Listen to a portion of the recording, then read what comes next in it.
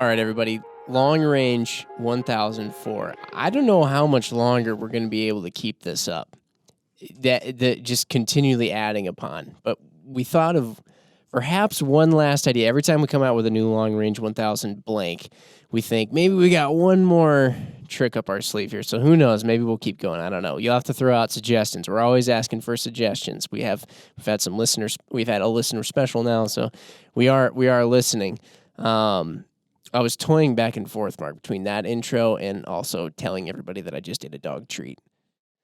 But Well, you've opened up that can of worms now. I might as well talk about it. Well, it smelled like pumpkin pie, but it didn't taste like it. It didn't look like it. From the expression on your face, it didn't look like it tasted Right. like pumpkin pie. When you read the ingredients, it sounded delicious. Right. Yeah, it did. Very human food-esque. So if anybody's watching on YouTube now, we have confirmed the cameras are on. I don't know how long that joke will. I'll keep pegging myself for that one. But if you're watching on YouTube right now, you're probably wondering, why have we not yet addressed the elephants in the room, if you will? In front of us lie two incredibly, one big rifle and one bigger rifle, as Ian, who's joined us before and who's in the room now, described.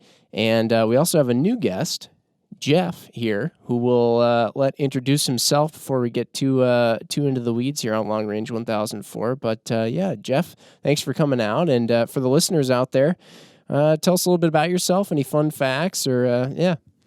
Thanks for having me. My name's Jeff Heeg. I'm out of north central Wisconsin. Grew up in the country. I still got my first little long-range rifle, which was a .22. Growing up in the country, it was kind of fun. You'd sit there and try to do what we're doing today at a longer distance. And I kind of phased out of that a little bit, shot some professional archery up until about 2010, and then I got back into shooting long-distance rifle. Mm-hmm. I think what really gave me the bug back then and around 2010 is we were out in Ohio, and at that point I was shooting a .338 Lapua out of a Barrett 98 Bravo. And my son and I were out there in March that year, and the guy that has the range, it's called Thunder Valley out in Coshocton, Ohio. And we were on one of the very first stages, and he says, "You want to see what this thing will do?" And I said, "Sure, we're out here, you know." And he says, "You think you got enough adjustment?" I said, "Oh, yeah, we got lots of adjustment, you know, Vortex razor." Sure. Yeah. The only thing is I forgot how far we were already out to, so I didn't have that much left to dial up. But that was my first taste of shooting past 3,000 yards. And 3,000. We were sitting there shooting, and you could see the splash because the area that was the target range had just a little bit of water on, so you just see a big puck when it would hit. And I thought, holy smokes, I wouldn't want to be standing on the other end. You know, back then, a little bit of a rookie at this. I was still probably in a 6 foot area at that distance with a .338, and ever since that day, I was trying to figure out how could you do this again without having to do what I had out there, because what I actually had is I was dialed up, then I used my reticle, went up 10 mils, seen that spot, had to go up another 10 mils, and there was my aiming point. So you're basically just aiming into the sky. I was, well, actually there was a hillside there, so it was pretty okay. slick, and I had a really definite aiming point, which was the bottom of a telephone pole. Problem is while I was aiming at that, I didn't see the target. Yeah. So we did a couple volleys of that, and he says, I'm going to show you a little trick. He says, you aim at that spot you're supposed to, and you turn down your mag until the target is right at the bottom of the bell. So I sat there and I did that. I don't remember how much power I had to drop down, but all of a sudden there it was, right at the bottom of the bell. He says, now aim there. And I'll tell you what, when you're used to looking at those crosshairs, and now you got to aim and look way down at the bottom of that bell. It doesn't feel natural, does it? But by God, it was impressive. That was kind of fun. And then, so a few years later, because I shoot .260 quite a bit, I wanted to get back into a long-range rifle, and I was trying to figure out what we were going to do. So I came across a guy out in Nebraska that built a .375 VM2, which is technically like a .505 African neck down to a .375, and it takes a little bigger bolt face than the standard CheyTac round. I love the fact that you're necking down to a .375. So Yeah, right. I like the fact that he said that he had a .260, but he wanted a long range rifle. So But hey, we shoot our 260s out the 1307 here in Wisconsin quite a bit. I mean, those are little hot rods. They're fun to shoot. So anyways, it took a little while to get that project done.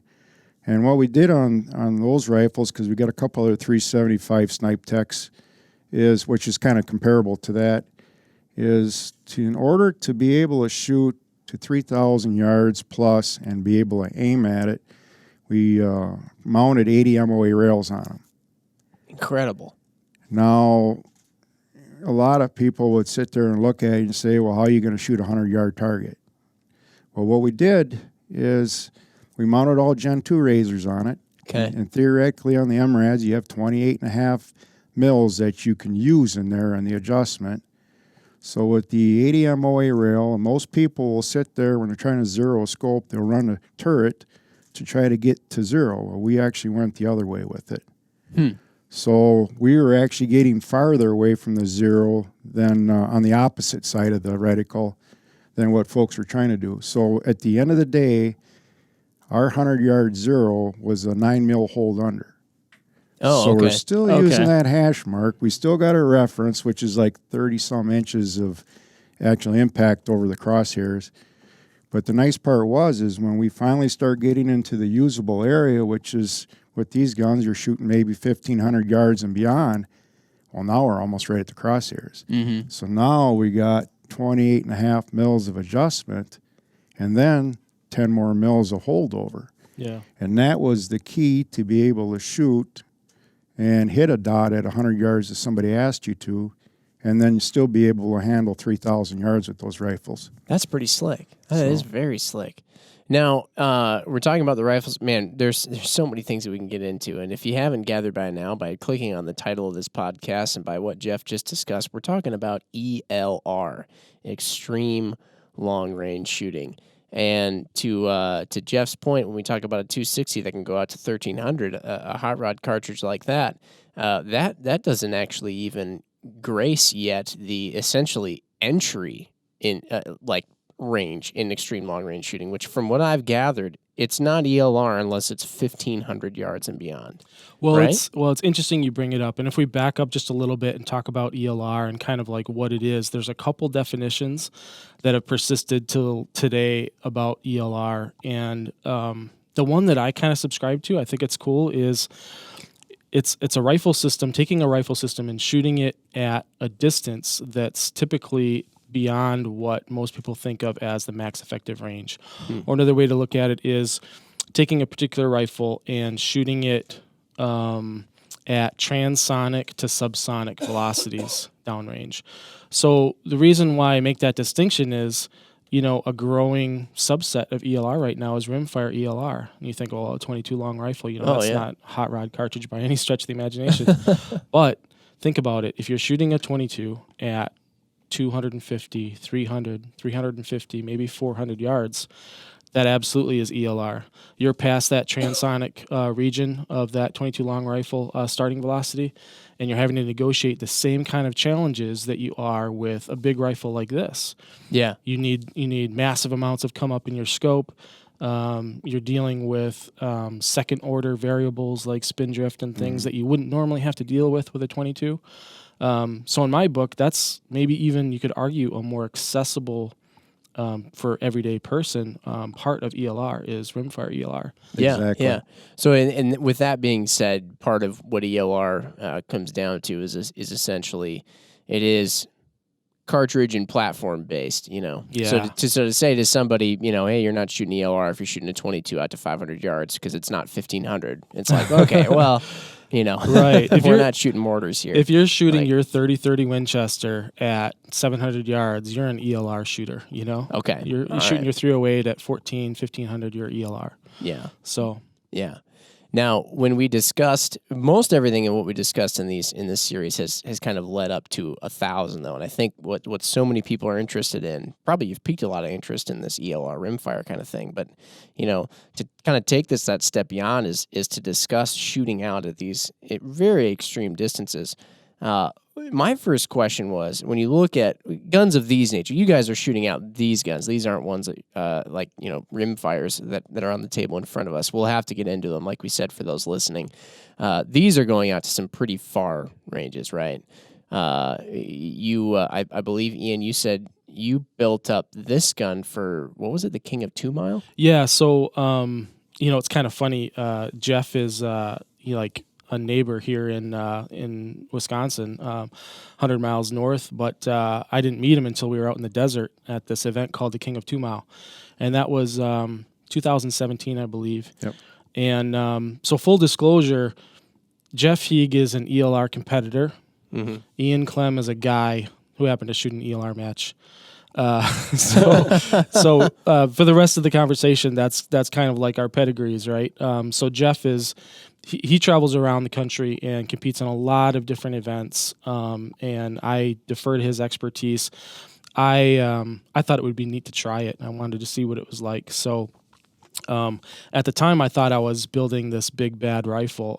Come to find out, when I get to this event, it's kind of like the entry level pea shooter of the class. So this is kind of like what a typical 338 Lapua rifle is going to look like if you try to wring out all its potential. So a little bit longer barrel than normal. I think that might be a 34-inch barrel, maybe 36. I can't remember. But a little bit longer stock wheelbase. So from the bipod back to the rear is a little bit longer than normal. Okay. For more stability. Yeah, for more stability. I improved the cartridge. So for the folks watching, this is a 338 Lapua, but it's been improved. So it's a version of the Ackley improved 40-degree shoulder, a little less body taper, a little bit more capacity. But you can still shoot 338 Lapua factory rounds in it. It'll still headspace on that neck-shoulder junction. So, but do you see how far this Berger 300 grain OTM is sitting in that neck? The throat on this chamber job is really long, and that's once again so we can seat that bullet out further and fit more powder in the case. Okay, that's what I was going to say, because that thing looks like it's peeking out there quite a bit. Yeah. I mean, the boat tail bearing surface transition is probably halfway up the neck. Okay. Yeah, so It's all powder back there, and I think I settled on 106 grains of Vitavori N570, so a nice double base powder, and that's pushing this 300 grain 338 bullet at 3,100 feet per second. So okay, so when people talk about hot rodding, now we're really talking about how fast is that going? 3,100 for a 300 grainer. Yeah. So to me, that was a bunch of performance. That was gobs of performance, more than I had been used to shooting my 308, at usual F-class match. So I thought, wow, this is going to be like taking candy from a baby. And then I show up to this event, and you got guys like Jeff, and he'll talk about his rifle. Yeah. But it makes this in comparison just look pretty minimal. So competed in the event. My partner and I, we built identical rifles so that we could kind of like, be well educated when it came time to switch positions. He would coach me, I'd shoot. I would coach him, he'd shoot. And I think we were the only team in 2017 to get into the finals with a 338. Everyone else had 50 BMGs, 408s, 375 CheyTacs, 416s. Okay. Ended up finishing 6th place or so. But that was just a wonderful experience. It really showed me kind of like what's important for ELR, what isn't important anymore. And it was pretty eye-opening in terms of, these second order variables like spin drift, right? Like, so spin drift, you guys know what that is. We've talked about it in the 1001 and 1002. Yeah, a little bit. Can you remind? Yeah, so spin drift is like for a right hand twist barrel, it's the tendency for your projectile to actually have lateral displacement because of the differential in fluid friction on that bullet as it's rotating through the atmosphere. The bullet is almost gripping onto the air as it spins, exactly. and it's pushing off a little bit. Right. So to put it into perspective, we talk about shooting at 1,000 a lot. So when you shoot at 1,000 with a normal high-power rifle cartridge, you're going to experience 5 inches to 10 inches, somewhere in there. Usually about 7 inches of spin drift at 1,000. Okay, for a normal rifle cartridge. Wow, I didn't even realize. I didn't realize that either. I guess my ballistics calculator was doing all that. Yeah, so like a half to 3/4 minute, and it's something that you should be aware of and kind of compensate for. But you take that to 2,000 yards, so we just doubled the distance, and now you've got 3.5 to 4 feet of spin drift, and you're shooting at. You're not even at 2 miles yet either. No, not at all. That's just 2,000 yards. Yeah. So it's kind of neat to have a discipline where you need to start paying attention to those things more. All the errors get magnified and exacerbated, and you've got to deal with them. It's more of a science project, which is the enjoyable part for me about it. Jeff, I'll let you kind of talk about the other end of the bookend for the high performance rifles. You actually hit it right on the money, because I always tell folks that one of the most enjoyable parts about this is using all the science. Yeah. Basically everything before the shot. Because you can be a good shooter, you can have a rifle that's going to shoot accurate, but the science behind it, I mean, when you sit there and you start talking even Coriolysis, and I tell them that at 2,000 yards and beyond, a lot of people think you're a whack job when you start bringing up them terms, but they're necessary because, like out there, you only had 3 attempts to hit that target. Yeah. And I always tell folks, when you got 3 attempts to hit it, and if you don't touch it, you're a spectator, you use all the science you can. Wow. So 3 attempts to hit it, 2 miles? Well, you got a cold bore shot that's right around 1760. It's a 16-inch round. That's the only target that you can shoot one shot at and miss and continue. Okay. So after the cold bore, you move down to 1,500 and some yards, and that's probably a 24 by 30-inch plate somewhere in that area. That target allows you 5 attempts. Okay. Now, if you hit 1, 2, or 3 times, you're going to accumulate points. No, he's talking about the King of 2 Mile format. So Correct. they're all a little bit different, but Sure. they're kind of points games like this. And then after that, down there, you'll have a target around 17-something, 18-something. I know the last qualifier target was 2,048 or somewhere in that general ballpark. Mm-hmm. And those last 3 targets, you had 3 attempts to hit it to be able to continue on. And then on the finale, they started at 27-28, and then I believe there was a target maybe in that 3,100 range, and then 35-28 was the last target. So and then were you getting 3 shots at all those targets as well then? On the finale? Or maybe not the finale, but like... Kind of the ones leading up? The ones leading up, you had the single, which you could pass if you missed, and then you had a 5-rounder and a 3, a 3, and a 3. Okay. And so the rules are you have to hit each target once within your allotted shots to move to the successive target. Otherwise, it's sort of like sudden death. Mm-hmm. You stop shooting, you're done. You just traveled 2,000 miles to shoot 5 rounds and go home. And what a lot of folks don't understand, and you take like the 338 improved, there's people out there that have shot well beyond 2,000 yards, maybe into the 3,000 yard.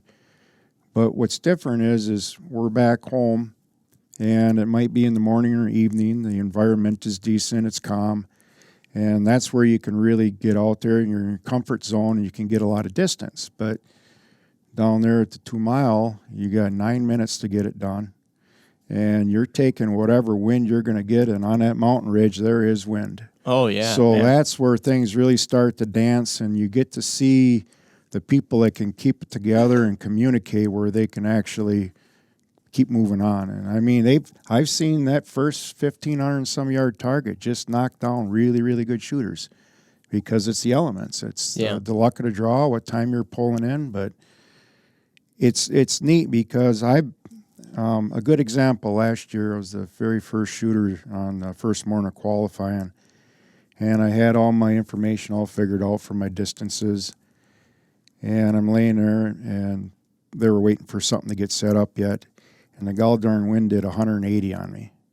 And it's like, oh, boy. Here goes spin drift. Here goes all this good stuff because that'll change because your left and right corrections are going to be different because you're taking more off when you're fighting the bullet versus when it's going to roll with you. Okay.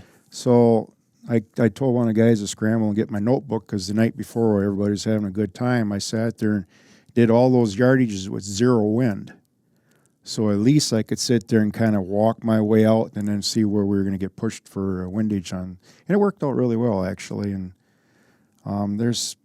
that's what I like about this. There's just a lot of, I mean, you can break this down in so many segments on preparation, the programs, what to focus on. The teamwork. I Exactly. mean, we're gonna like kind of elevate over the top of everything here, but we'll try and get as nerdy as we can. But like you said, there's so many aspects to it. The teamwork is very interesting. I mean, you can't. I was reading somewhere because I started looking into ELR quite a bit before this podcast, and they were saying, Hollywood totally does long range shooting a disservice because they act like, some guy goes out there all macho solo and just somehow has this magic array of data in their head, and they can just kind of like 1,000 yards or 1,500, whatever, and first round hit, no spotter, nothing, but you can't do it without a spotter. Yeah. No. I mean, it kind of like, it lifts the veil a little bit when you try these distances that they're really, I mean, Robin Hood really doesn't exist, He's got Friar Tuck there whispering his wind calls in his ear, whatever, but that's what it's about. And the guys that were used to communicating with each other and, the guys that had kind of like okay, I know his barrel is warming up. He's on the 10th shot. I'm going to fudge just a little bit for the next call because he hit high on the plate and stuff. It all makes a big difference. Well, because at long ranges, this was another thing that I was looking into was you talk about tiny things making a huge difference. But let's say now at a competition, maybe perhaps they give you the exact yardage of a target that it's going to be from the firing line or where you're shooting. But if you're out there shooting and you're ranging a target, if you range 20 meters incorrectly, and I'm reading this from an article I got from gunsandammo.com, 20 meters incorrectly at 2,000 yards is 70 inches error. Yeah. You're missing. You're off that 24-inch target. Yeah. So that's the one thing that they standardize, and no one has an advantage in terms of determining distance. These targets are qualified with, I think, 3 different independent survey devices. Yeah. So down to the yard what the distance is. Now it's how well do you leverage that input data and which ballistic solver are you using and, all those kind of things that come into play. But, the thing that I realized was, I try to read wind at 1,000 yards and I think I can hold my own doing that. And I thought I would be able to do that at these distances, but it does not translate at all. Really? Oh, absolutely. Like I was seeing the same mirage that I would typically try to use, but then there's like this giant valley, from 1,300 yards to 2,300 yards, and you can't see what's happening out there at all.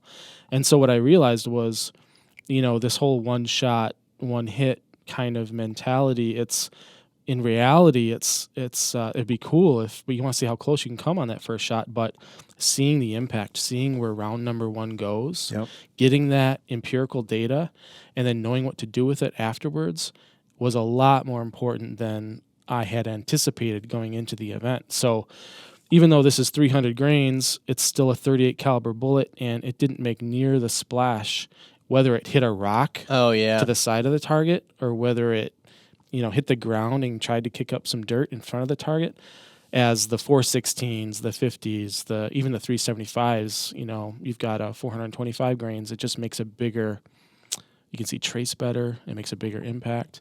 So I realized and got an appreciation for, it's not just the ballistic superiority, it's also having that much kinetic energy on target helps. That's a good point, yeah. So you're reading, at those extreme long ranges, you're reading the actual bullet impact, whether you hit or miss, or maybe more so than, I guess, like you said, you're talking about mirage or things, things that you can't see. You're reading things that you can only see after that shot has broke. Well, if you were to give them weight, like which factors would you pay attention more to?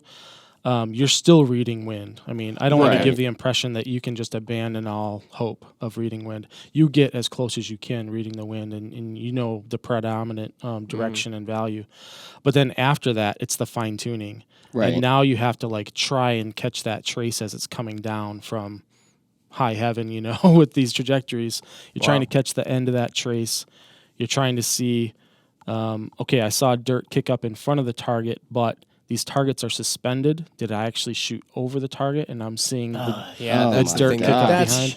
That's where I found at any time I've shot long range, I feel terrible for whoever I'm shooting with because I'm not a good spotter yet. Like Right. that is such a hard skill to pick up. And a lot of people, they spend time behind the trigger a lot, but if you don't spend a lot of time behind a spotting scope, spotting for somebody, yeah. Or the other classic one too is in a match, if somebody is, maybe a more dynamic match like a Vortex Extreme, which we've brought up, tons of times here. If the target is off to the right and somebody shoots and they're off to the left of the target, and you see a splash to the right of the target, you're like, oh, you were right. Yep. But actually they were left, they shot behind the target, and the bullet splashed on the right of the target. Happens so often. That's a good one. So often. It's so tough. The one other thing I've seen too, and you guys have way more experience than this, but I've seen by the time the wind's blowing such that the dust kicks up, but by the time you see the dust kick up, it actually moved. You know what I mean? It's off to the side. It's off to the side. Yeah. And so that took a little bit, and maybe that's like a obvious, maybe that's freshman stuff there, No, it still catches everyone, I think. Exactly. We had a really good example that year you were down there. My partner, Ed, was shooting, and he was on the third target. Okay. And that target was on an edge where you had rock here, you had sand and rock down below, but it was just a bush and free air above and to the right of the target. And when the shot went off, I seen this little puff of dust kind of like high left right above the target. And so, of course, Ed dropped down low right on the target, and then we had nothing. And I'm like, oh, man, we only got one shot left. And so I told him, I said, I swear it's in that bush. Well, he pulled the same shot, so we never knew. But 2 years ago, they filmed that whole show. So we took that segment, which was the very first one, which I think is 1801 on YouTube, The King of 2 Mile, and I went frame for frame. And by God, we found those 2 hits. Did you? You watch it, and it was right in that bush. Just poof, the old branches are moving. It was just a piece of mind. Jeez, yeah. So last year, Ed's brother came along, and he was on our team, and he was shooting my old 375, the VM2, but we had knocked it down to a regular CheyTac. And he hit the cold bore. He went 5 for 5 on that first target, and he's moving up to the next target. We're sitting there looking, and he shoots and nothing. And Ed says, Bob, did you aim at the wrong target? And he knew right away because he's seen on that one rock face that there was a low hit. So now he's scrambling. Now the nerves are getting up a little bit, which is normal. And he takes a shot off, and there was nothing. So I said, Bob, low left, dig low left. Well, he thought he fudged, so he pulled the same shot again. Well, the thing is the first one was an error, so if we would have dug low left, you either would have got rock or steel, but at least you would have known. And this all comes back down to like what we were starting a little while earlier. What makes or breaks a really good team is communications. And I think one of the advantages, because when you look at Wisconsin, there isn't a lot of room to really shoot here for this type of stuff. Yeah. And to average pretty well going against folks that are out in the desert and they can shoot every week of the day if they wanted to, you really got to utilize your resources and make the best of it. And I really, truly believe that a lot of our luck or our resources is the fact that when we're shooting our 260s and 6.5s, and we shoot a lot of steel in the state, that it's the communications. You got the spotters, you got the shooter. When I tell Ed that he's a target, he needs to go target right, he automatically does it, doesn't think about it, he just pulls the trigger. And then I see the results on that. And it's very important that the shooter does exactly what the spotter calls. Yeah. And it's better to have the spotter call the correction than the actual impact. Mm-hmm. This is actually one of the things that we were taught when we were out in Ohio that time, because this guy's busy enough right here getting everything done, getting the crosshairs on it. He doesn't need to think where he's supposed to do. That's the spotter's job. Yeah. And if the spotter tells you to aim upper right corner and you do it, and the impact is there or close within the spotter knows exactly what he needs to do on the next shot because he gave the instructions. He knows where it was supposed to hit.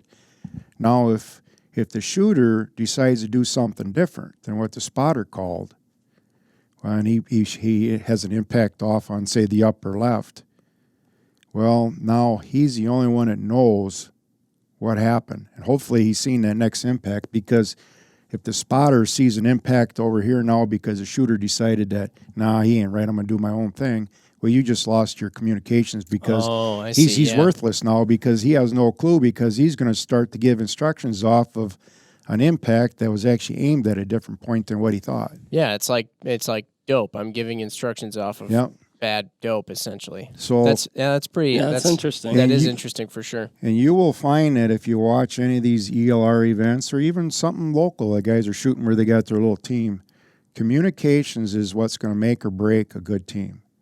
If you're fluid, and which we're really lucky because we got this communication that we're doing all the time. I trust him behind me. He tells me to aim here, I'm going to aim there. Mm-hmm. And there's no bickering or nothing, but it's a system. It's a complete system. So, yeah. And when you watch these guys shoot, then all of a sudden there's a little bickering going on or a little tension going on. It's like a house of cards. Yep. Boom. They're gonna collapse. Huh. I mean, they'll still do pretty decent, but a lot of times you can see that pressure really crushes them. It kind of goes back to what you were saying, Jimmy, about this maverick character in Hollywood that has all the answers and can do everything. Army of one. So we've tested this. Does a two-man team actually score better than someone by themselves? And every single time, if it's done right, they do score better because you only have one, maybe two jobs to think about, and you specialize in that. You've got one or two jobs to think about, and you are the best to see that impact because you didn't just shoot a rifle. Your spotting scope is steady. The thing I like about this ELR, this two-man kind of team, sometimes three-man team, is it mimics reality in terms of like a hunting scenario or, we've got some professional marksmen out there that operate in the same kind of team capacity. And, if we can kind of push the limits in terms of equipment and technique and exterior ballistics knowledge, it can directly affect in a very positive way that military law enforcement interagency or, those guys in uniform. Yeah. Yeah, that is a thing that often gets overlooked. Everybody wants to be doing the trigger pulling. Everybody wants to just be like, I can just shoot out to whatever distance. But that's the quarterback. That's the guy that gets the glory. Exactly. Right. Or I think too to what occurred in my head was world rally driving. Some of the old classic. And even to this day, modern rally driving, everybody has a co-driver. So everybody looks at the pro driver as like this person that's just incredible, can navigate through a thin forest, road at 100 miles an hour while drifting this, 500 horsepower machine or whatever it is, But it's like the co-driver is the one giving them all the information. So they just have to execute on it. Sure. Yeah. You need a good caddy. That's true. You need a good caddy. That is very true. That's very true. And one thing that I know you're exposed to a lot with the F-class is to stay consistent with the winds. You get the guys, you shoot, and say you do have to make a correction or you had an impact, but now you're kind of frogging around, taking your time. You get out of that wind. I mean, and a lot of times, even like down there, the last 2 years, I had a pretty good time bonus built up on time that I didn't use. And that is all, you got a rhythm going on, and the faster you can get those rounds down in a consistent, accurate way, instead of, getting a little jittery, the more you're going to be in that zone as far as that wind that's going on. Before it shifts again. Because you'll see guys that they'll shoot and they get a correction and then maybe they'll dial or kind of get all settled in and it's like, wow, the wind changed. You're going to shoot? Yeah. And then all of a sudden, boom, and then it's a different call already, Yeah. Or maybe early in the sport when there wasn't like the rifle weight limits, you had guys bringing kind of comically large rigs up to the line, like 100-pound type trunnion-based, rifles. And it took them so long to transition between targets that the condition was so different and they never hit anything. And that giant precision machine wound up working against them. Oh, very much so. Yeah. Speaking of wind, now one thing, a listener actually shot us an Instagram message and asked us, to speak more regarding wind. How, and more specifically, like how you are determining, I would say, like value of wind. I can look down range and I can see a tree or I can see mirage. Maybe sometimes, if, I'm not that good yet, but I can at least sometimes see it. But blowing to the left or blowing to the right. So it's like, okay, well, it's blowing to the left or right. I know that. How does one assign like a approximate value to what they see downrange? And anything that you could even remotely put into a ballistic solver or whatever. How do you do that? A lot of that will go into the program, and if you're shooting on a day where there's a fair amount of wind, it's really working against you, what we try to do is at the target, if you see like a branch or something that's pushing from the wind, that's actually when you want to shoot. Because when it lets up, you're always going to be in that window where it might be letting up or taking off again. But if you have the opportunity and you see that thing leaning or that branch leaning or a weed or whatever that's pushing hard, if you shoot then all the time, then you got actually a consistent reading down there where most of your impact should be the same versus waiting for for a let off or all of a sudden, bam, it rams in again. 2 years ago, one thing that was really neat is we were sitting there studying that mountainside pretty hot and heavy and just kind of memorizing, plotting the positions and watching a mirage. But at that distance, we actually were able to see a gust. That was the neatest thing ever. You watch all the ribbons roll, and all of a sudden you just see that push, kind of like that same distortion you see with the bullet trays. And that was a really key element because of all of a sudden, if you see that little boil going through there, well, there's a gust right close to that target range or the mountainside. So would you, Jeff? You're saying that you saw what you're saying as a gust is you saw some local mirage at a specific point away from you. Yep, and it was actually, you could just see it was like it was just the whole the boil was disturbed, the mirage. Yeah. Because normally it's a constant ribbon, but all of a sudden it would just shatter out, and you could tell that there was a gust coming through down there. Well, that's pretty cool. How long did that last? Did you watch it? Well, most of the time it's going to come through just like a locomotive. It's just going to come through and then everything settles. Especially out west between ridges. Yep. And when you mentioned wind in that, a lot of folks struggle trying to understand how wind reacts. And out there, or you take any piece of lay of land like you got around here in central Wisconsin, if you're standing there and you look at the valleys and the hillsides, I always tell folks to try to picture how water's flowing. Because wind is the same as water. You'll sit there and you'll see the little eddies, you'll see all this, but when you're trying to just get a grip on what's happening for wind out there, just picture that lay of land. You know the direction is coming, but just picture how water would flow through there. And okay.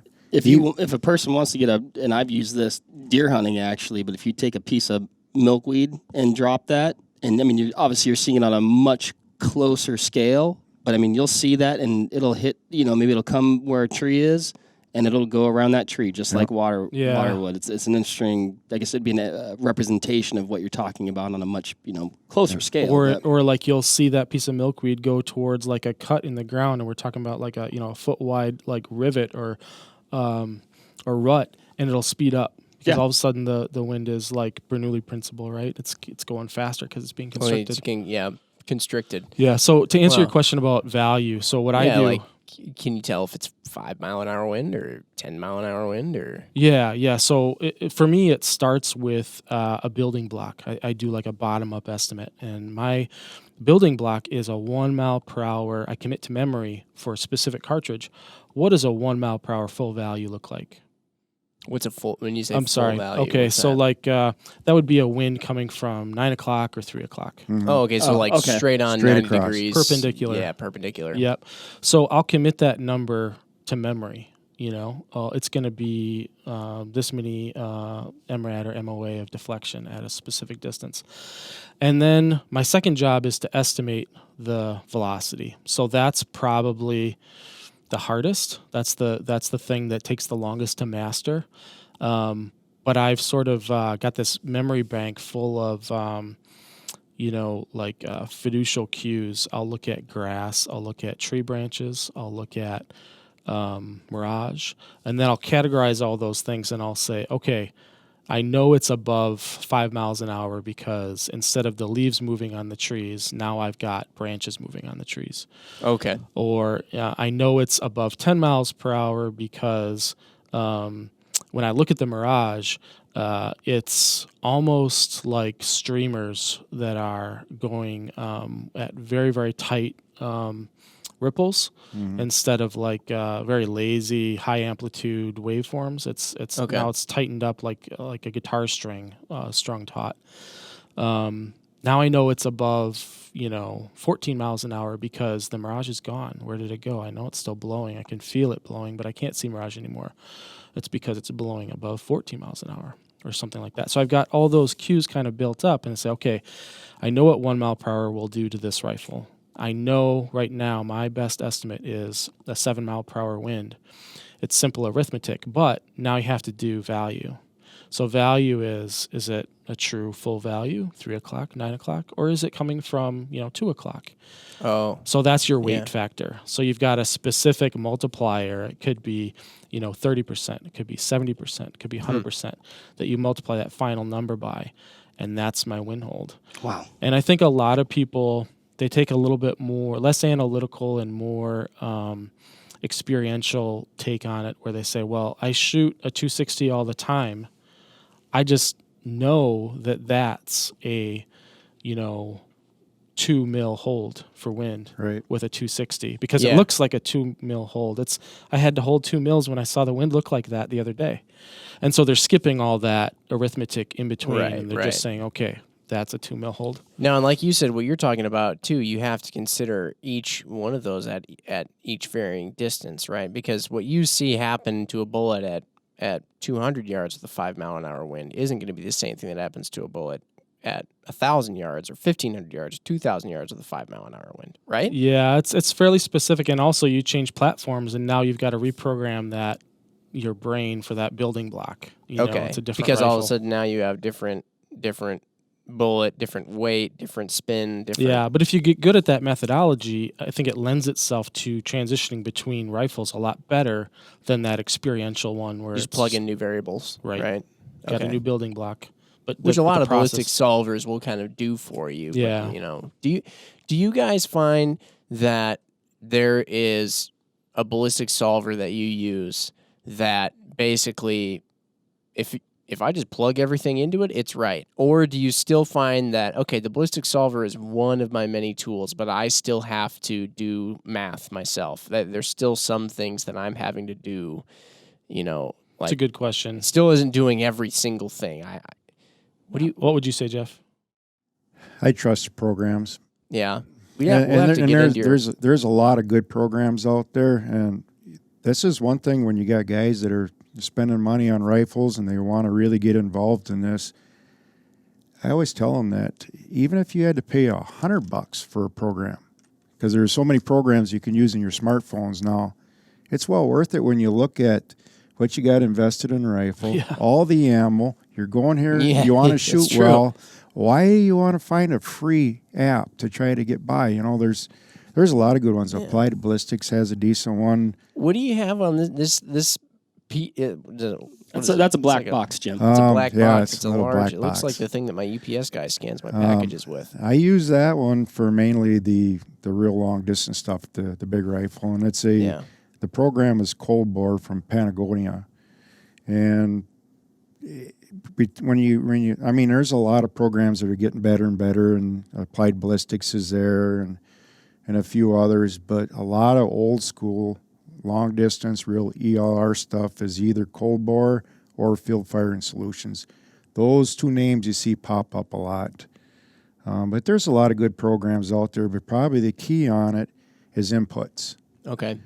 And once you get everything in there, you need to just go through and check everything, because a decimal point, a number, good info in gives you good info out, and that's really important. They're good though. They're scary accurate. Are they? I could not believe how close they were at such long distances.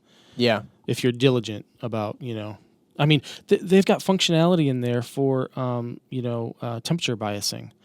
So as ambient temperature changes throughout your designated shooting time, or maybe, you draw a late time in the afternoon, you can actually know how that's going to affect Yep. your results. Yeah. There's chewing functionality that's come a long way. I mean, the people that program these solvers these days, I mean, they've thought about it much more than Exactly. I have. There was a kid downstairs earlier, good friend of mine that I got to meet through shooting. But we were small talking a little bit, and he was talking about his rifle. And I told him that one thing that a lot of folks don't understand is they buy some ammo or they buy a bullet off the shelf, and it's got a BC of, say, a G7 of like this one here is 595 for a G7, 1.2 for a G1. What's advertised, and everybody always says that, everybody's just kind of inflating the numbers for sales purpose. Maybe a little bit of that, but every barrel is different. And what it is when you take this bullet that's rated for, say, .595, and you shoot it in your rifle, your grooves and lands are going to distort that bullet. Now, every barrel is probably going to distort that bullet a little bit different because of the machining that was done on it. So between that distortion on the bullet and the speed that you're getting versus the manufacturer, that's actually what tweaks everything. A lot of folks will make the mistake and they'll fudge their speed number in their programs to try to make impacts make sense. And really, if you're shooting off of a lab radar or a magneto speed or whatever system that you're using, when those numbers are right there and they're consistent, you use those. Yeah. The number that you're going to play with is you're going to just sit there and tweak and fudge your BC number because it was distorted. Or maybe you're only running 3150 and the manufacturer is running 3250 or 3300. And that's what really changes and brings the programs and tunes them up a lot, is just playing with your BC because every barrel is different. It's going to change that bullet. Huh. Why does it matter which number you fudge at the end of the day? If you were to use the manufacturer's BC number, but you fudge the speed, and the only way that you could, and we'll talk a lot with like the 260s, 65s, 308s, 300s, and you're able to play with your speed number, and all of a sudden what you dial it, the program tells you, and you're impacting at 500 yards, and you're on. Well, then once you get out 6 or 7, well, it's not going to make sense. It was distance specific if you fudge that number. Because it's just going to keep accelerating. The velocity. The speed. Okay. Yeah. Okay. So, It's tempting to do because it's an easy number Right. that everyone understands. It makes more sense. It's easier to play with the speed than tweak the BC. But And I'll take that a step further in that, I mean, we have to remind ourselves, it's worth mentioning G1 versus G7. What are we talking about when we say that? It's a standard, right? It's a Right. physical shape that we've said, okay, this is the G1 standard, this is the G7 standard.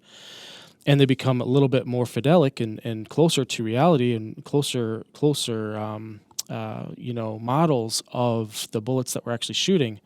But they're still models. They're still estimates, right? It's a one size fits most. Right. So the thing that's better than using BC is using a custom drag model. Yep. And that's kind of where the next frontier is in terms of deterministically predicting, these trajectories, especially when they're in the transonic region. So, whoa, we just went from talking about maybe the velocity in BC on the back of the box might not be dead on with your rifle, to fudging BCs, to now literally making a custom drag profile. So, like, Yeah.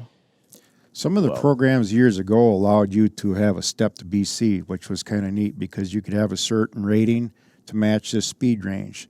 And then as the bullet's slowing down, you're going to drop your BC number down because it's going slower, so it's definitely not running that high range. And you could step it, like, on the average, it was 3 different steps. okay, I remember when, like, BC Sierra bullets, do you remember when they would say, well, if your velocity is between this region, then your BC is such?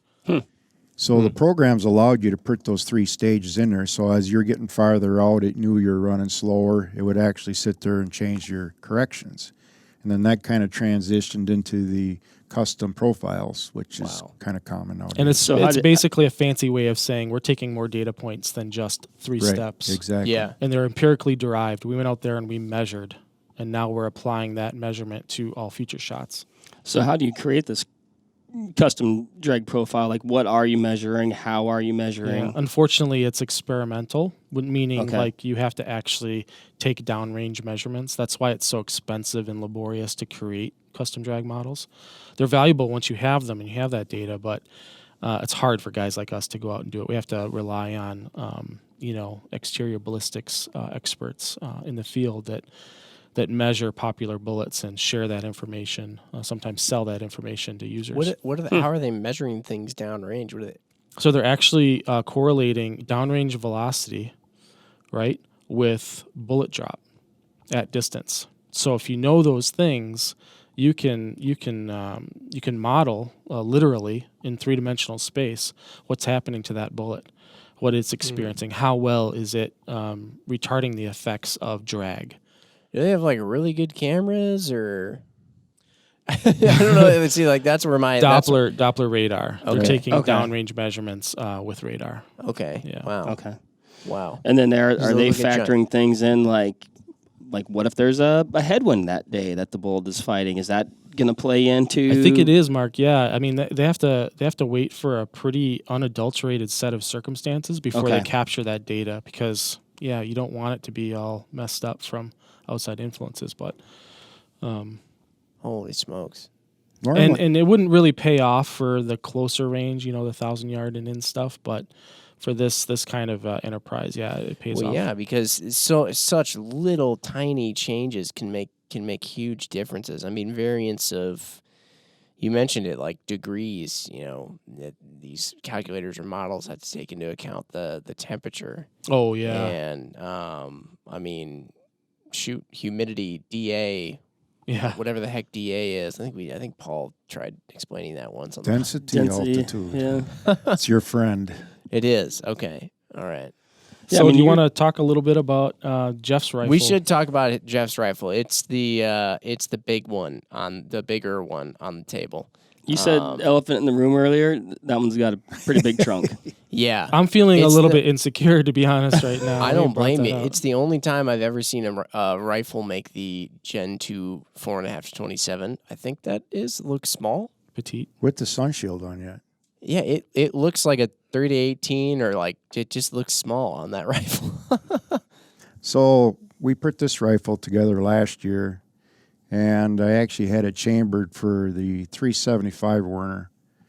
And the Werner case actually is a 50 cal that's been shortened up and necked down to a 375.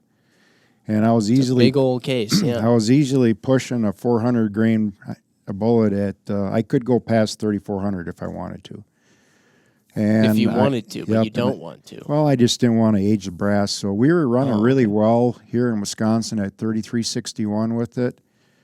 And then I knew we were going to get into some heat down there, and I just wanted to build a little cushion, so I found a really decent load that was at 3316. I was averaging about an inch at 800 yards for vertical on a nice day. Wow.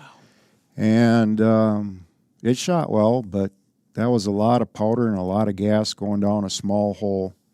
And, if you were just messing around at a local shoot or having fun at the range, it'd be just a phenomenal laser. But when you're forced to shoot 15 rounds in 9 minutes or less, well, it starts to build heat and it's hard on the throat. So what we did this year is we actually necked all the brass up to a 416, put a different barrel on, rechambered it to the 416, and we're hoping to get a good barrel life out of it. I think we are. So Because I've checked it so far since I've been shooting it, and it hasn't moved. The throat's still right where it was supposed to be. to So people listening out there who say, well, why would you get better barrel life just by increasing the hole through the middle of the barrel? What would you say to those? you're allowing, with 190 some grains of powder going through a .375 hole, that's just a lot of heat and sandblasting going on right at the very beginning. That's where your throat is. Okay. And now that we open it up, it's going to allow those gases to get through without doing as much damage. And Okay. Sure. Yeah. And it's I always say it's kind of like taking a cutting torch on steel. You can swipe by and it doesn't do anything. You hold it, it starts to get orange. You hold it too long, it starts melting. So you take all that, and then you take the sandblasting effect of powder beside that. So Mm-hmm. I've got cartridge envy right now. Yeah, this 338 Lapua now actually looks Doesn't tiny. There is a size So- discrepancy. Can you explain the shoulder That's and what I the was- neck on this That's their kind of cartridge is round? Yep. It's not like a like angular shoulder like you see on, I mean, shoot, almost everything else I've ever looked at. Why is it round? that's a good question. That's just something that Just- Werner wanted to work with. Yeah. They were messing around with the 14 millimeter. They had that same style shoulder that makes that thing look small.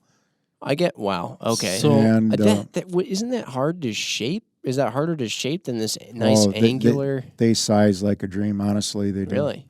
So It was and a I- feature borrowed from the Weatherby Magnums, right? exactly. And honestly, Really? part of what I want to kind of express here is, if you were sizing brass, and I don't know if you ever noticed this, but when you're pushing down your shoulder, bumping it back a thousandths, or you're actually using your bushing and squeezing that neck, you can get flexing going on right here. Right at that Because angle? you're almost so flat that I've seen it with the 375 VM2 where it'll actually flex right there. And I think you gain a lot of support in that shoulder. Being round. And Maybe it's just a stronger shape. I really from the think it outside. is. So. You think of like, and I'm no It's like an arched bridge. builder or structural engineer, but you think of like an arch. Yeah. It's a very strong. Sure. It I have is. no idea if there's a parallel there, It but is. that's what popped into my head. Because another thing we look at, and that's all part of that flexing, is consistency. Consistency in sizing, because you only want to bump the shoulder back a thousandths. And also consistency in seating the bullets is when we're talking that distance, a foot or two per second difference, variance between bullets is huge. I mean, Yeah. the vertical you're going to get downrange. I mean, you take any of your programs, and anybody could do this, and you can just kind of make a little dummy round in there, and you sit there and you set everything up, say, for 3,000 feet per second at 2,000 yards, and it says how many inches of drop you got, and then you sit there and you change it just by a couple feet per second. It's amazing how many inches that you start to yeah. walk. And, I mean, that'll get you off the target really easy, so... Yeah, I was looking at this same article I've referenced a couple times now. They had these kind of nifty charts where they showed difference of 40 feet per second in this case, which would be essentially kind of like if you had, if you reloaded and you had this, like an extreme spread, like an outlier or Yep. something like that. But, difference of that is 83 inches at 2,000 meters. We try to get right down around 2 to 3 feet per second extreme spread on all of our rounds. So So your we're- extreme spread would be 2 to 3 feet. And per that second. sounds kind Holy of smokes. unbelievable when Yeah. you hear it for the first time. But the bigger cases, for some reason, it's like if you take a real tiny case, like a 22 Hornet or something, it takes a very small difference in powder to represent a big, on a percentage basis, difference in charge weight. Right. Right? Oh. Like one granule for whatever powder you're throwing for that little case makes a big difference. One granule that you're throwing for these giant cases on a percentage basis makes a very small difference. So believe it or not, it's actually easier to get more consistent velocities with the bigger case. Okay. Yeah. I mean, yeah, percentages. Yep. So this gun has an incredibly huge bolt. That's one thing that we. It's like the same size as my barrel. Yeah, It's- but it is actually it is. That's a good point. Yeah. Yeah. So, and I can only imagine that's just to deal with the immense amount of pressure. I mean, I'm no gunsmith or I don't understand these immensely well, but Well, that's a Bernard action on there. So I could use it in a 50 cal, the 416, this round here, or the round that I had last year with the 375 caliber on it. So this one comes from New Zealand. Yep. And And it's, I mean, it is smooth. I really Feels like a really, bank vault when you close it. Yep. wow. Man, I can just see how smooth that is. Yeah. Yeah. Makes a zip sound. Now, another thing that you guys have discussed is the amount of travel that you have. So then now looking on the action right above that big bolt is your mount. Now, Ian, on your rifle, your mount is essentially fixed. Yeah, it's for a all- fixed mount. and Mark, can you tell like it's- the angle that's going on there? Oh, it's on that? visibly, you can see oh how yeah. much it's Oh no, you canted. can tell. that's got to be 50. Or, yeah, you can see that it is canted, but how much is that? So this is 60, so 1 degree, 60 It's a minutes. 60 MOA base. Now, Yeah. some people out there are like, man, 20 MOA base, is that too much? That's 60 MOA. Yeah, yeah. Now, that's big time. This one on Jeff's rifle is actually adjustable. Yeah, like on our two earlier 375s we were running the 80 MOA rails, and I wanted to have something that I knew I could really start to stretch out if the round actually would allow it, to where you could get into the 3 to 4 to maybe 5. I mean, guys are out to 6,000 yards now messing around. Jeez. And it actually allows it. And what I like about it, because that was one thing we stressed on the 375, is we didn't want any moving parts. The only part we wanted to move was this, which is supposed to move, the turret. Turrets, yeah. Because I've seen it where different brands, and I ain't going to bring up names, kind of struggled. Things would get loose on them. I seen guys have a tough time in the finale because of loose parts. So Werner Tool actually built this for me, and it's got a cross pin that's machined. There is no way you can get any friction, period, up and down, and then you got 2 locks on each side. And you know, right now we're on 30, there's 60, there's 90, and then there's 120 MOA setting. But with that, I got a 20 MOA rail on top of it. So right now, theoretically, I'm looking at a 50 MOA rail. Oh, 30 plus 20. So you could have up to 140? Yep. Woo. So is it fair to say, though, that this would be like pick your poison in terms of slant from the beginning, but you're not really going to be changing that during the middle of a match on the fly? You might. Yeah. Really? And all I had to do was in my program, I got it set up so, okay, I'm in the 50 position. And I know what I already measured from the center of the bore to scope height. Mm-hmm. So I got that in there. So I got it in there for to make it simple, a 30, 60, and a 90. I'm not going to worry about the 20, but it's just a way of a reference. Mm-hmm. And then when you're at your 100-yard zero, or your 100-yard range, well, you shoot your 0 for the 30, you shoot the 0 for the 60, and you shoot the 0 for the 90, and then you just put in how many inches offset. So like right now, if I would go into the program, it's going to say that I got an 8.8 offset for my 100-yard 0. And then if I was into the 60, of course, it's going to be a little bit more. Not a lot, but a little bit more. So if I did get in a situation where I got all the way through and all of a sudden, dang it, now I got a target that I'm right on the verge of running out of holdover after I dialed everything, well, in a matter of a couple seconds, I can pop them loose, move it to the 90, pull that up, and it'll tell me exactly where to hold. That's pretty cool. So do you experience any unintentional lateral shift when you go from 40 to or 30 to 60 to 90? Yeah. It is machined that tight. Wow. Holy smokes. And that was the one thing I wanted, because I was either going to run a steep rail or I wanted something that is so rigid and tight that it's because I know that's been works. kind of the complaint with a lot of the competitors maybe to that mount Right. is that They're it's sloppy. Well, yeah. They get sloppy in time. So. yeah.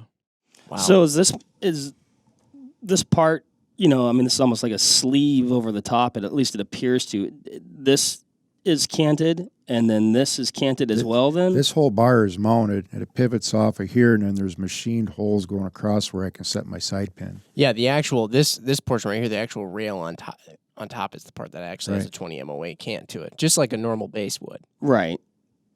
Then I was trying to figure out how. Imagine- so yeah, the holes in it's there like the holes are what step up Exactly, and down. because Yeah, I so you can't. Okay. Because I move- can't put this in right now until I get the holes lined up after you loosen up the Yeah, locks this back there. slider essentially pushes forward and causes it to cant down. Gotcha. Yeah. And if I had these loose, you would not even be able to feel any or sense any type of hiccup in her. She's that tight. So. Really? Now, both of you guys have bubble levels on your rifle scopes, and we've, I think, touched on bubble levels for long-range shooting in the past, but It's huge. it's pretty huge to ensure that your rifle is level before you take a shot. Yep. How does that, like, what plays into that? If it's not level, do you check that before every single shot? Is that part of your routine, or? Usually once I pretty much get settled up, I'll glance at my bubble, make sure it's pretty much straight up and down, and then I just go to business. And if I'm cycling around and I'm getting on target, it's nice that you can have it set up so you don't have to do a lot of head movement. Mm-hmm. I shot a rifle a couple of years ago where it was actually right down in here. Oh, behind the, like right above the bolt? And people would think it's easy to see there, but it's not. Yeah. Because you actually got to get out of your cheek well just to dip down to see it. So So you've got it right on the scope's tube. Yep, because you can. I mean, once you start running the scopes tube. Yep, because you can. I mean, once you start running a bubble left to right, you're just canting and steering the stuff off to the left to the right. Yeah. And there again, you're gonna make things a little bit tougher for your spotter because he's thinking things are squared up. So Yeah, well, a common mistake is these bipods. You can adjust them for cant, and that's how you true this up before you start shooting. But if you don't have the cant lock tightened down enough, she'll start to torque off of the. well, think about some of these projectiles are 750 grains, 400 to 700 grains, and that represents a lot of torque. Twist and torque, yeah. Yeah, so this has to be pretty tight. Otherwise, incrementally, you'll see you're inducing cant with each shot. Gosh, yeah, you brought that up in the last one too, but it is incredible to think that as you shoot, the bullet moving down the barrel is essentially, I mean, it's taking the rifle and twisting it. Yeah, it's taking the rifle and twisting it, which it would totally make sense. But you mentioned the bipods. Now, you guys, Ian, you're actually using the same kind of bipod that you had when we were talking about F-class on yours. Yeah, I imagine it carries over well, or it sure does. Yeah, you're shooting prone, and it's a nice stable stance. And what would you say? Probably half the field for ELR uses an F-class bipod, if not more. They do. Yeah, so yeah. I wanted to stay foldable just in case, and I just went with the foldable bipod because that's what we've been using for a while. Yep. And I mean, you can still sit there and extend the legs out and everything on it. And I sit there and adjust my cant off and my lock on the bottom. Okay. One thing that's kind of funny that I seen, I mean, that's a really cool rest. I mean, a bipod up front, but I seen guys that would take an arrow and poke it in the little spokes down there. They would use an arrow shaft on the captain's wheel down here? Yeah. It's a great idea when you're home. But, when you're nerved up, I was watching guys, they were just, oh, my God, they were struggling trying to get that arrow to slide onto one of those little pins there. Sure enough. Now I actually seen where they got a little thing back here now that you can turn it. They must put a little gearbox where they got a little extension. A little coaxial cable that they can, I wish this was a little closer because it'd be nice to be able to adjust it without having to get out of it, but I just got to kind of lean along the side if I need to reset it. But yeah. Now, I'm staring face to face with Ian's muzzle brake here, and so we just had a podcast not long ago talking about why suppressed, and I was about to say, why do you guys hate your neighbors so much? Because both of you have some pretty impressive muzzle brakes on these things. But those have got to play a pretty big role, and I can only imagine if you suppress these things, the recoil would be pretty tremendous. Am I right or no? Oh, I've never tried. I don't know. I mean, this is a pussycat to shoot, actually, it's 25 pounds, and then you put a big 5-port muzzle brake on it like that. It does not recoil very much at all. Yeah. I don't know. How's yours? I got a standard 338 Lapua that's suppressed, and I mean, it gives you a little punch, but it ain't bad at all. Yeah. So. Yeah, a lot of people oftentimes think suppressors take away recoil, but on a big rifle like this, it can actually, all that gas is just staying in there, so it's all gonna. How does that work? What's going on? I have no clue. I have like zero experience with suppressors. It's still catching in the chamber, so it's still you're not getting that blast where it's pushing you back. Yeah, it's just a little bit of a out the end of it. Yeah. Personally, the reason I wouldn't maybe want to try it for something like this is that I heard that the first round shot is a little bit different in terms of point of impact. Is that true? Right? Maybe. Yeah. That cold bore shot is, I mean, some guns are right in there where it stays with the group, and some will walk. It's just like doing load development where you see that a little bit. So they should be able to tune that out, and every can's probably a little bit different too. Yeah. You got a lot of guys always ask how much does this thing kick, and between the muzzle brake, which is very efficient, and the weight, because this thing, last year when it was a 375, I had a 35-inch barrel on it. It weighed in at 38 pounds, and I thought I was sitting pretty good for everything. But with the 416 now, the barrel went out to 39 inches, and that tipped me to 42 pounds. What's the limit 40. for this year? 45 this year, 40 next year. But okay. I figure if I end up going back again next year, I got a 375 action that I'm going to build another 375. Because if I get this thing shooting really well, I can't see chopping the barrel just to make one event. Yeah, so the deal there is, I think the first year, the inaugural competition, they had maybe a 60-pound weight limit or something, and people built rifles that were 60 pounds, which is kind of neat spectacle to see. But we all kind of want it to be as practical too as possible. So they're taking that weight limit and they're starting to roll it back, and Okay. I think in 5-pound increments maybe per year until you get to something that is a little bit more representative of something that could be used practically. Mm-hmm. Mm-hmm. Like a lot of the other events down in Texas and Georgia and a few others, it's really neat that, you go back to, I'm going to reference the King of 2 Mile again, probably, I think this is the 5th year now, but back then when they started, there wasn't a lot of ELR in the country. Yeah. And the prestige of the event or whatever has just caused so many spinoffs. There's guys putting up shoots all over the country, which is neat because more people can experience this. And anyways, I think the King of 2 Mile is the only one that has a limit of 40 pounds for the pretty much the larger rifles. So the other way that they can kind of influence the competition to support the practical professional marksman is by placing a higher priority on first round hits.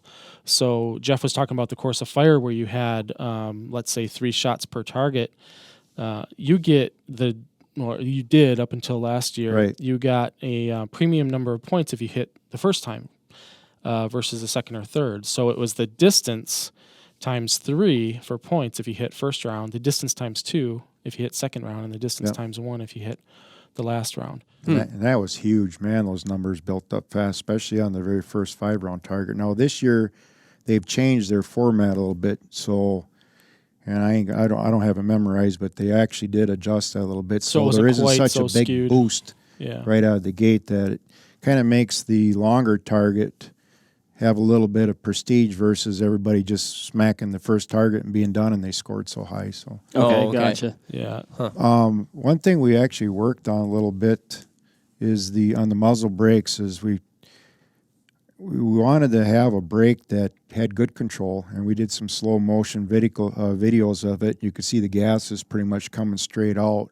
We didn't want the gases with all the dust and stuff coming back and distorting the spotters or the shooter. Yeah. Because, there's really good brakes out there, but, man, they are throwing stuff back in your face as well as the concussion or whatever, the thump that you get. And with this brake, when we were doing the slow motion videos, you could see all the gases pretty much coming straight out, and it still had very, very good recoil management. And I think everybody always asks what it compares to, maybe a 20 gauge. It's not much. Really? Oh, okay. And that's key because that keeps the shooter on target.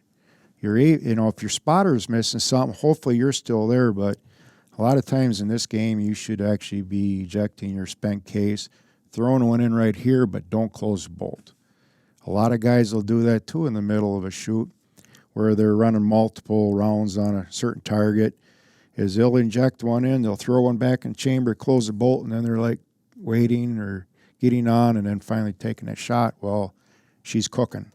Oh, your bullet that's in the chamber Well, is cooking. the powder's ramping up pretty good because this is a hot spot.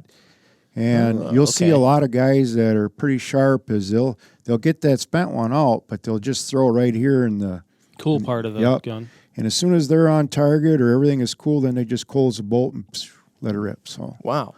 But yeah, I see a lot of guys. They've been just rapid Eddie shooting, and all of a sudden they got one in there, and she's just cooking and cooking and cooking. She's going to go hot.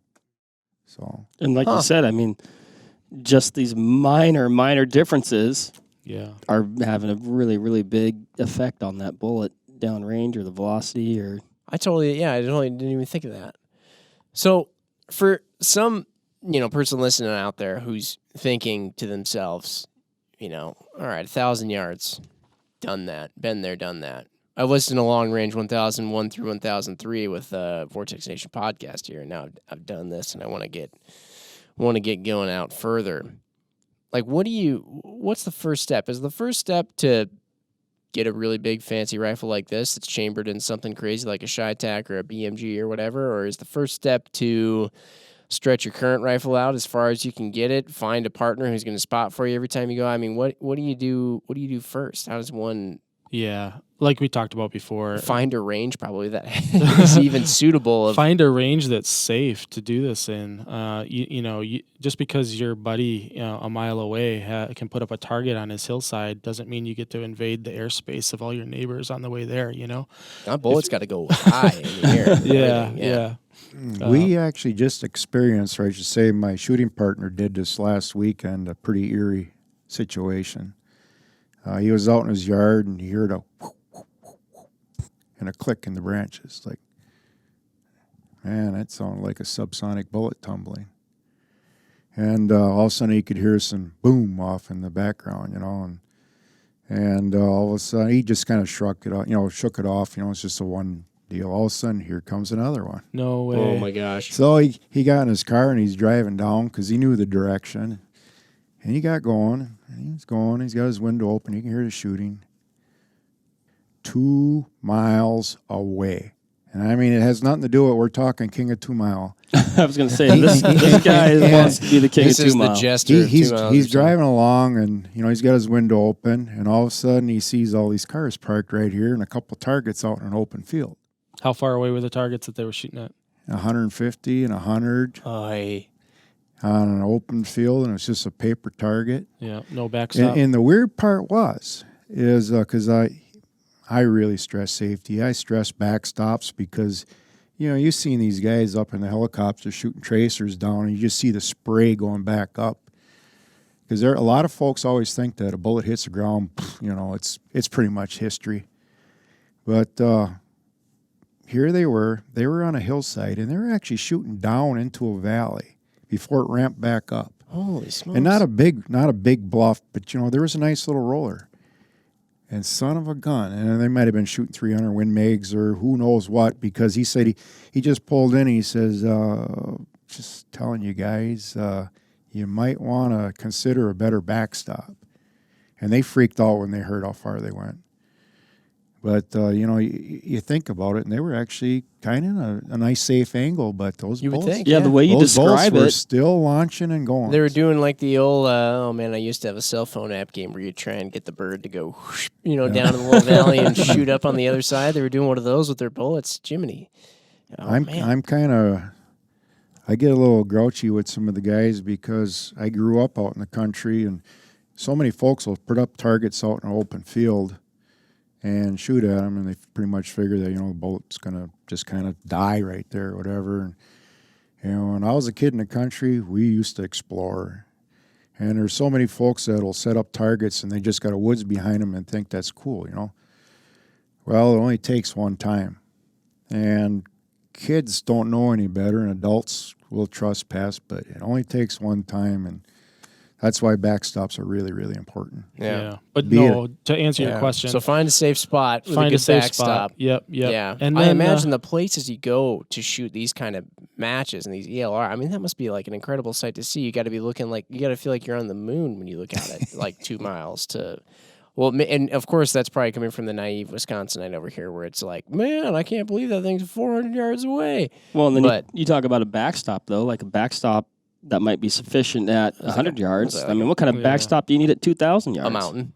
We have mountains, yeah. Yeah. Okay. Basically. That are big dirt berms where you got to kind of set up as a really good bullet catching area. That's Yeah. pretty much what I got at home. Yeah. But, if you're getting right into it, don't experiment with the whole forward observer thing and all that. No, definitely not.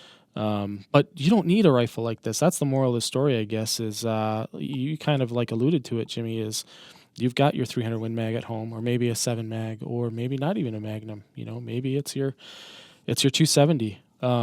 You can experience the exact same trials and tribulations and ballistic experiment that the ELR has become with pretty much anything. Right. Mm-hmm. A lot of guys ask, what's a good long distance rifle for an introductory level? And actually, one of my favorites, I never owned it, but I think a 300 Norma would just, I don't know why, but because they can really perform well out to say 2,000 yards. They really can. And I think it's just a really cool place to start. And there's a lot of places that a guy can go with. And you even touched base a little bit earlier. What is ELR? And you were starting to just get into the 22s, and it just kind of made me smile a little bit because Back home in the fall, there's always a lot of little local clubs that'll have a cold bore event. So you get there and you throw $10 in the kitty and you get a number, and when it's your turn, you go up and you shoot at either a 600-yard target or a 700-yard target in the open class. And then they shut the range down. There's a bunker down there, and they'll put a tape across your little bullet hole and put your shooting number there. And at the end of the day, they bring this in, and everybody wants to see who's the closest to the diamond on that orange spot. And you get a frozen turkey for a prize or something there like you that. go. Yeah. But and then they also have the hunting classes, which are around 500 yards. And I just kind of wanted to go and hang out and just visit with the guys that are shooting there because it's a lot of locals. And I thought, hunting class. It's got to be a factory gun. No fancy stuff on it. And then normally they limit the power range at 12 or whatever. And I thought, I want to see if my kid will let me use his 22. So he's got a little Cooper 57M. And I put a 20 MOE rail on it, and then I put that Diamondback Tactical on there. Okay. Oh, yeah. So I put the scope on the rifle when I got home from work on a Thursday night. And normally the week before these events, they always let the locals come and practice and get dialed in for this fun shoot. So my neighbor and I, we ran up there before dark with the 22, and I got my little ballistics program. I'm doing all the stuff I do with this thing here, figuring it all out. What's the BC of a 40 grain lead healed bullet, by the way? Do you think I got that memorized? Okay, never mind. You failed the test. It's in my smartphone in my program. All right. And I pulled it right off of Litz's bullet library. Is it in there? Yeah. Oh, that's awesome. So anyways, I put that all in there. I figured out how much wind we had, did the DA on it. And I shot the first round and was just at the right edge of the board. So then we had to walk in a little bit with the wind. But honestly, I was holding my vertical really cool. And then I just had to up at one. But what I had to do, they had the target bunker there and they had trees behind it, is I had all of my stuff that I could dial on that scope, but I still had to hold 20 mils. So it wasn't too bad because I'd take that bottom hash on that reticle, put it on the bullseye, look where the crosshairs were, bring it back up to that point, and so I was thinking this was going to be kind of fun, So I think it could be a riot. And so I showed up at that shoot, and everybody's signing up with their 7MMs and 30-06s and 300 mags, and I walk up there, 22 long rifle. The guy looked at me, he says, okay. So then it's about my turn to shoot, and I'm getting the gun out, and I had the bipod on it, just a Harris bipod, and I was just about ready to squeeze it off, and the guy says, whoa, you got to shoot off the bags. And I said, seriously? I said, rules are rules. I took the bipod off and put it on the bags, and now I got guys behind me heckling like crazy, because I got my little box of 22 bullets there, and I get my one out, and by God, it was 18 inches from the center of the bullseye. No kidding. I just wanted to be close. Yeah. But I remember one of the guys kind of bitching at one of the other folks. He said, you better be careful. He's probably going to beat you yet. But it was just neat because I took all the stuff that we pay attention to, all the little things and this and that for shooting these ELRs, and I did it in a 22, and that was the fun part. Right? So that's cool. Yep. It was an eye-opener because the next thing you know, another local event said no rim fires. So, I dig but it. it was fun. They didn't want to be intimidated or whatever, but it was fun. So. Yeah. Well, I like that. But they're like Ian said, there's a lot of choices on rifles. I started out with the 338 Lapua. That got me kind of ramped up for wanting to push it, and you kind of find out that you're in a stage, and next thing you just want to go farther, and things start to creep up a little bit. Everybody says, what do you got stuck in something like this? I said, a little bit of money, but that's the only hobby I got, and it's justifiable then. So, and I just love the challenge. And there are so many, we could spin off in so many different roads or avenues in discussing certain things. It puts it all together. One thing we haven't touched on is every scope that we mount on our rifles, we actually lock it down on a block. We got a measured 100 yards and with the tape rule, not by laser. And we actually track every scope that we ever mount on a gun to see how aggressive or whatever the threads are in there. And the Gen 2s are really, really close to perfect. We had an individual that, I mean, he's a great shooter that was a Night Force fan, and he kind of got to see how rough it is. But it doesn't matter what manufacturer it is, the threads, it's all on the tooling. And it's really good to check that, because there again, the majority of the programs out there will, once you do that test, you know how much to actually correct it, and then it just takes care of itself.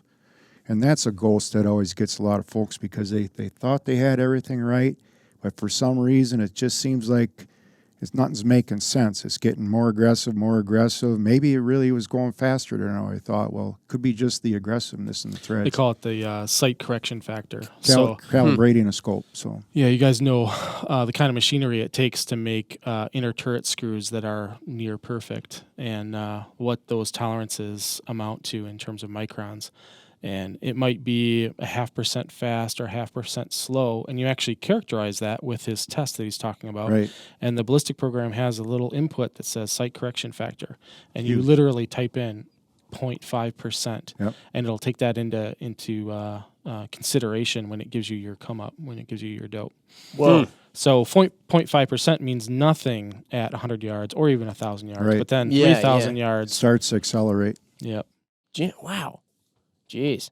It's amazing just how all these variables extrapolate over distance. Oh, it totally is. Yeah. I mean, the smallest thing Right. just becomes such a big thing at distance, which is, it's just wild. Crazy. What do you say? We're here almost at an hour and a half. We jump into some last calls here. Jeff, our last call is just anything mildly related to the topic as we bring it in for a landing, but we'll save you for last, being the guest, and being that the guests always have the best ones. I'll go first here since I'm already talking. I'm already on a roll. But I wanted to ask you guys for a like I said, once again, because I believe Paul Neese might have even explained this at one point in one of the previous podcasts, but like a 60-second perhaps, or however long it takes, but just not a full episode's worth. Explanation of DA again, density, altitude. What's going on? What is it? It's like it involves a number of different things, right? All into one? It's humidity, temperature, and elevation. Okay. So in the morning, if you weren't paying attention to density, altitude, and say you were shooting a sub-MOA target, maybe like a 5-inch target at 600 yards with the 260s and 6.5s or 308s. Your dope is, and that's the adjustments in your information you need. That is spot on in the morning. But all of a sudden the sun's coming out, next thing you know it's 70, 80, 90, and you're blowing everything out the top of that target. Well, the density altitude that most of these programs will monitor will sit there and actually cause you or tell you to aim lower because it's warming up, the DA is raising, and it can flip around and go the other way too. You could have and what I always like is here in Wisconsin, maybe Ian's rifle will max out for his adjustments at say 2,200. And then he goes out to Colorado, and the DA out there where we shoot for testing on our way down to New Mexico will be about 6,200. Oh man, now I can actually dial and shoot out to 2,600 yards. Oh wow. And then you get over to Rant, New Mexico, and now your DA on a given day, if it's decent out, is going to be around 8,200. Now we can actually dial and aim to 3,000 yards. So that's kind of how it works. The same gun, same scope, everything. You're just because the DA has changed. The higher the DA, the slipperier the area is, and the bullet goes through and it carries better because it's not getting. Is that because we have so much humidity here usually in Wisconsin? Yeah, well, that's part of it. Air is a fluid, and this bullet is passing through the fluid. And fluids can be thick, they can be thin. DA is just one way of combining a couple factors into one number that you can use to characterize the air. How easy is it going to be to pass a bullet through it or not? That's what DA is. Gotcha. Boom. Yep. Excellent. That was mine, Mark. You go for it.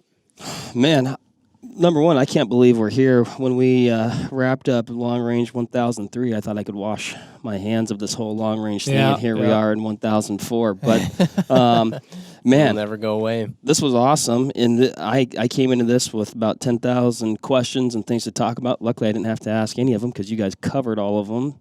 And appreciate all the information, Jeff, and I appreciate you. I noticed your hat there, and I can tell that you're a Vortex long-timer because I think that might be the first Vortex hat. That's an original. Oh, that's the first symbol too. That's an isn't it? OG right there. Yeah. Come on, there's no G T. on this There's one? no T. Oh on my that one. gosh. There's got to be a T on There's there. no T on that No, one. no. You've got an original no T Vortex logo. I'll give you like 50 bucks for that. That's not to, that's nothing to be ashamed of. That's street cred right Hey, you there. got a $50. Give me $50. I still got some of the original green shirts yet. They're still one of my favorites. That's a keeper. Very nice. That is Very a keeper. nice. So That's Mark, what Mark, I think also I'm gonna give you another last call. You always have more than one. Okay. We're gonna get you a 22 that we can stretch out to 600 yards. I need to build that squirrel gun. So I would say for mine, I'm kind of encouraged with how ELR is starting to get formed up around. There's lots of different ways to do ELR. I think it's been going on for probably 30 years or so, but to some people, ELR was kind of going out and shooting until you hit what you were aiming at, regardless of how many shots it took, which I guess there's nothing wrong with that. They're not hurting anyone. It sounds like a fun kind of thing to do, but I'm kind of glad that it's getting standardized to the point where that first shot does matter. It means different if you can hit something 3 times consecutively instead of once in 25 shots, something like that. So I think with that kind of standardization and that sort of way of comparing how you're doing to people across not only this country but across the world, it makes it a little bit more fun, and hopefully we'll see some gains there in terms of what we know and pushing that limit. That's one thing I wanted that crossed my mind too. It seems like it's in an interesting place right now, where before, like you talk, there's no rules, Right? And now we have I'm champion of the world, right? I made a world record. Well, what's that mean? Well, I shot 10,000 times and I hit it once. Yep. Right.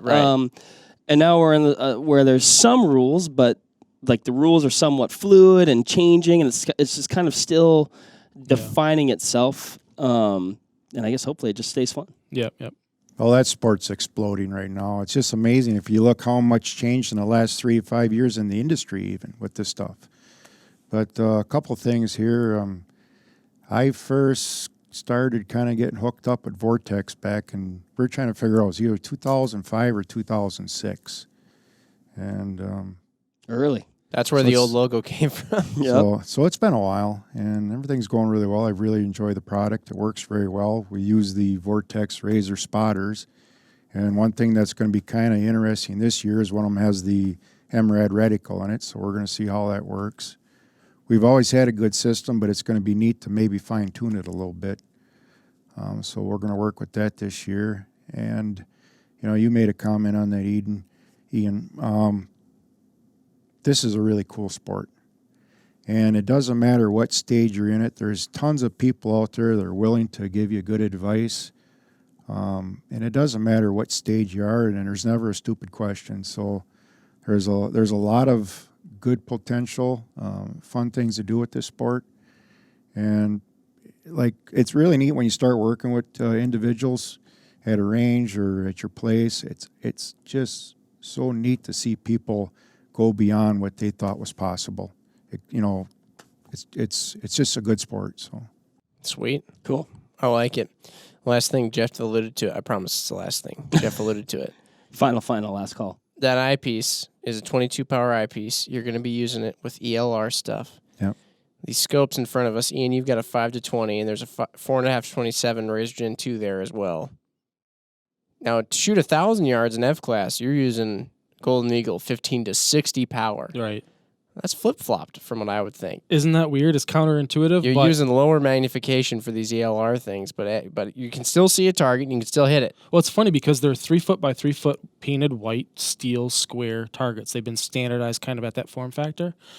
It's actually not that hard to see them against a mountainside, these square white targets. Yeah. And you don't need tons of magnification because, remember, it's a hit, no-hit sport. It's not a, hey, was I an 1/8 inch on the outside of the scoring line or on the inside of the scoring line? So that's kind of the big difference. And but no, I think, these things, these Gen 1 razors test out at like 130 to 135 MOA have come up. That's that's all I needed to know to put this on. Grab a fistful and I'm Yeah, good. there you go. Yep. No, I just found that was interesting. Yeah, no. The old magnification debate never ends. Well, all right. With that said, everybody, we've kept you on here for a while now, so we're gonna let all you get back to your regular days. But thanks as always to everybody for listening out there. Keep us busy out here with your suggestions. People keep suggesting more and more topics. We love to hear it. You can hit us up on Instagram, Facebook, call in, email in, carrier pigeon, send us a message in a Coke bottle, whatever works. Appreciate it again, everybody. Thanks again, Jeff, for coming out. Thank you. We'll see y'all later. Happy hunting and shooting, everybody. Bye. Bye, guys. Bye. All right, that'll wrap it up for this episode of the Vortex Nation podcast. Thanks, everybody, for listening. Hit that subscribe button so you can always stay up to date on the latest happenings over here at the Vortex Nation podcast. You can also follow us on Instagram at Vortex Nation Podcast. Again, everybody, thanks, and happy hunting and shooting. We appreciate it. Have a good one.